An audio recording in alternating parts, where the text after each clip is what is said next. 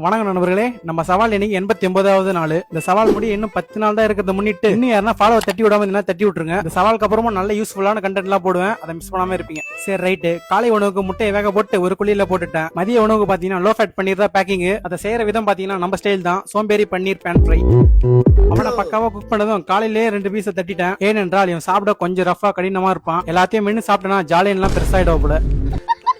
அதன் பிறகு ஈவினிங் பாத்தீங்கன்னா இப்பவே மியூஸ்லயே ஊற வச்சுட்டு போயிட்டேன். இன்னைக்கு வேலையை முடிச்சுட்டு வீட்டுக்கு வரதுக்கு பாத்தீங்கன்னா ஒரு 5 மணிக்கிட்ட ஆயிடுச்சு நண்பர்கள். வீட்டுக்கு வந்ததும் நம்ம போக்கஸ் ஃபுல்லா குமுதா மேலதான். இன்னைக்கு குமுதாவும் 10வது உயிர் காப்பான் தோழன் ஒருத்தர் தான். அவன் அடிச்சு நாக் அவுட் பண்ணிட்டு கிரேட்டினோ கலந்து குடிச்சிட்டு ஜிம்முக்கு கிளம்பிட்டான். இன்னைக்கு பாத்தீங்கன்னா நம்மளுக்கு கால் ஒர்க் அவுட். இந்த 100 நாளோட கடைசி கட்டிங் டைம்ல பாத்தீங்கன்னா நம்மளோட வேஸ்ட் எல்லாம் ரொம்ப மெலிசாயிட்டு இருக்கு. இந்த பெல்ட்டோட பர்பஸே பாத்தீங்கன்னா டைட்டா பேக் பெயின் வராம இருக்கதா போட்டுருது. அதை ஓட்ட போடலான்னு பார்த்தா பெல்ட் கடைக்கார பாவம் எங்கடா வாங்கினா அப்படின்னு திட்ட ஆரம்பிச்சிட்டாரு. அதுக்கப்புறம் ஒரு வழியா ஓட்டெல்லாம் போட்டு கிளாஸ் ஸ்டார்ட் பண்ணா சரியான டிஃபரன்ஸ் முன்னைக்கும் இப்பத்திக்கும். ப்ராக்ரஸும் பாத்தீங்கன்னா போன வாரத்தோட இந்த நல்லாவே போச்சு. கேப்ல ஒரு கருத்தூசியை போட்டுக்கிறான். அப்படியே அதான் சிம்பிள் மேட்டர், இன்னொரு டைம் பாத்துக்கலான்ட்டு நம்ம அப்படியே ஒரு குட்டி குட்டி விஷயம் எல்லாம் நம்ம அதை பண்ண பிறகு பாத்தீங்கன்னா இதை எவ்வளவு நாள் பண்ணாம விட்டுமே அப்படின்ற மாதிரி தோணும். அதனால இது மாதிரிலாம் தான் அப்படியே பண்ணிடுங்க. சரி ரைட்டு. காய்கறி எல்லாம் வாங்கிட்டு ப்ரோ கடையெல்லாம் போட்டு வீட்டுக்கு வந்தாச்சு. வந்ததும் பசியை கண்ட்ரோல் பண்ண முடியாம 2 முட்டையை போட்டு சாப்பிட்டுட்டேன். அதுக்கப்புறம் நான் காய்கறி வாங்கின வீடியோ நல்லா நோட் பண்ணீங்கன்னா தெரியும். 2 கூழாங்களை காட்டியிருப்பேன். இந்த பெத்த சைஸ் உருளைக்கிழங்கு தான். அவன் அப்படியே சில் தண்ணியில வாஷ் பண்ணிட்டு ஆயிலே எல்லாம் ஃப்ரை பண்ண சத்தியமா நல்லா இல்ல. வீட்டுல எல்லாம் ட்ரை பண்றதுங்க. அவ்வளவுதான். இன்னைக்கு டே முடிச்சு நண்பர்களே. நாளைக்கு வீடியோ சந்திக்கிறேன்.